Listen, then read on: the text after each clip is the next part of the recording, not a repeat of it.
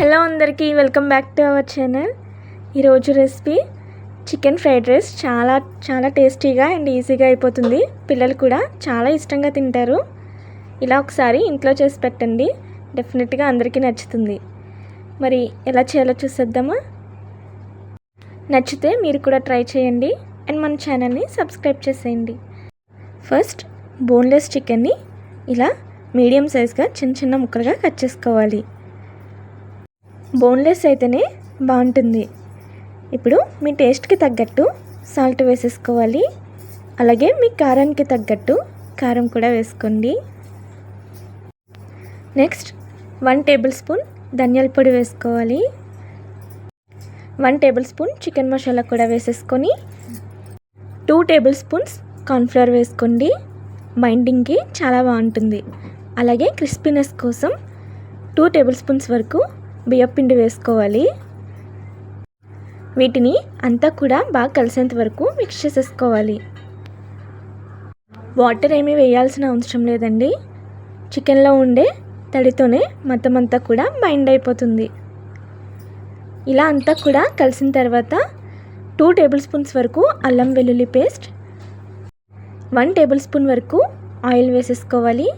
అలాగే 1/2 table spoon వరకు గరం మసాలా కూడా వేసేసుకోండి. ఇలా ఆయిల్ వేసుకోవడం వల్ల చికెన్ చాలా స్మూత్గా ఉంటుంది. డీప్ ఫ్రై చేసినప్పుడు కూడా ఆయిల్ ఎక్కువగా పీల్చదు. ఇలా మరి ఒక్కసారి మొత్తం అంతా కలిసేంత వరకు మిక్స్ చేసేసుకోండి. ఒక 10 మినిట్స్ వరకు మ్యాగ్నేట్ చేసుకుంటే సరిపోతుంది.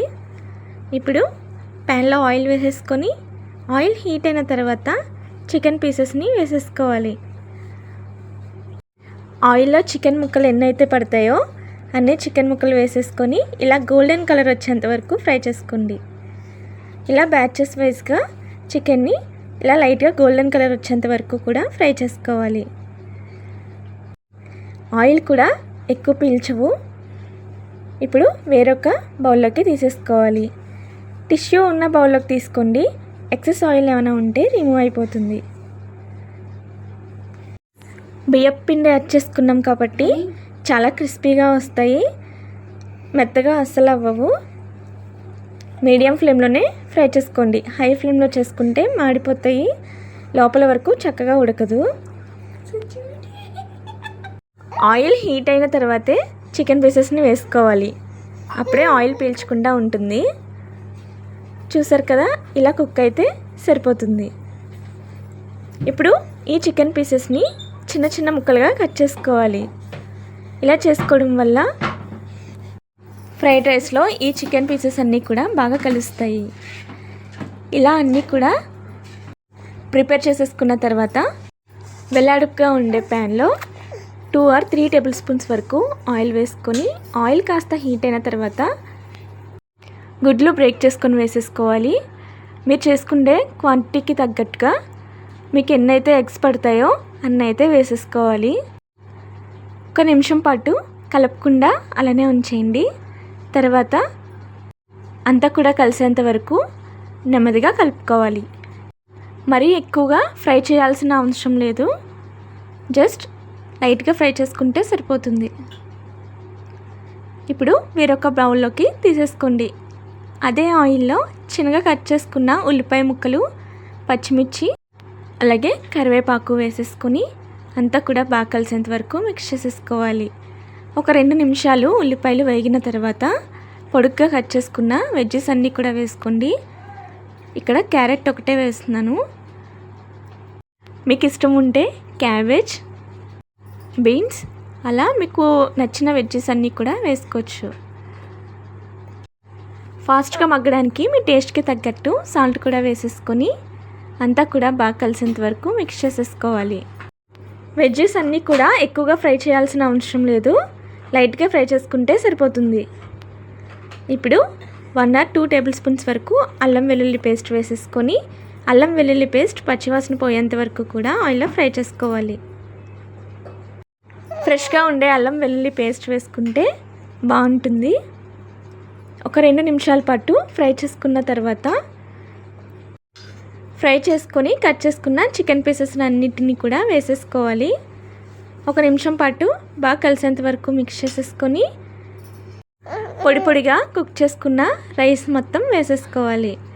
రైస్ పొడి పొడిగా రావాలంటే రైస్ ఉడికించినప్పుడే 1/2 టేబుల్ స్పూన్ వరకు ఆయిల్ వేసుకొని ఉడికిస్తే పొడి పొడిగా వస్తుంది.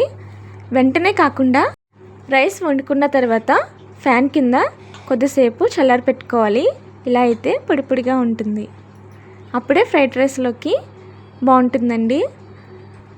అంతా కూడా ఇప్పుడు బాగా కలిసేంత వరకు మిక్స్ చేసేసుకోవాలి. 1 టేబుల్ స్పూన్ వరకు వెనిగర్ వేసుకోవాలి. వెనిగర్ వేయడం వల్ల ఫ్రైడ్ రైస్కి మంచి టేస్ట్ ఉంటుంది. అలాగే 1 టేబుల్ స్పూన్ వరకు సోయా సాస్ వేసుకోవాలి. మీకు ఇష్టం ఉంటే 1/2 టేబుల్ స్పూన్ వరకు చిల్లీ సాస్ కూడా వేసుకోవచ్చు. చిల్లీ సాస్ వేసుకోవాలనుకున్న వాళ్ళు ఆనియన్స్తో పాటు వేసేసుకోండి. అప్పుడే బాగుంటుంది, పచ్చివాసన లేకుండా. ఈ సాసెస్ అన్నీ కూడా బాగా కలిసేంత వరకు మిక్స్ చేసేసుకోవాలి. రైస్కి అంతా కూడా ఈ ఫ్లేవర్స్ అన్నీ బాగా పట్టే వరకు కూడా ఒక 2-3 మినిట్స్ వరకు కలుపుకోవాలి. మీకు సరిపోకపోతే సాల్ట్ ఈ టైంలోనే అడ్జస్ట్ చేసేసుకోవచ్చు. ఫైనల్గా 1 టేబుల్ స్పూన్ వరకు ఫ్రైడ్ రైస్ మసాలా వేసుకోవాలి. నెక్స్ట్ ఫ్రై చేసుకొని పెట్టుకున్న ఎగ్ ఫ్రై ఉంది కదా, అది కూడా వేసేసుకోవాలి. అంతేనండి, అంతా కూడా బాగా కలిసేంత వరకు మిక్స్ చేసుకోవాలి. ఫ్రైడ్ రైస్ ఎప్పుడూ కూడా వెడల్పుగా ఉండే గిన్నెలో చేసుకుంటేనే కలుపుకోవడానికి బాగుంటుంది. ఇంకేముంది, ఫైనల్గా చిన్నగా కట్ చేసుకున్న కొత్తిమీరను కూడా వేసుకోవాలి.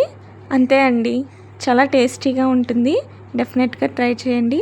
అండ్ పిల్లల లంచ్ బాక్సెస్లో కూడా చాలా బాగుంటుంది. ఇందులో మీరు కావాలంటే కార్న్ కూడా వేసుకోవచ్చు. స్వీట్ కార్న్ ఉంటుంది కదా, అది కూడా వేసుకోవచ్చు. ఇలా మీకు నచ్చిన వెజ్జీస్తో ఒకసారి ఇలా ఫ్రైడ్ రైస్ చేసి పెట్టారంటే పిల్లలు చాలా ఇష్టంగా తింటారు. నచ్చితే మీరు కూడా ట్రై చేసి మీకు ఎలా కుదిరిందో కామెంట్ చేయండి. Bye guys.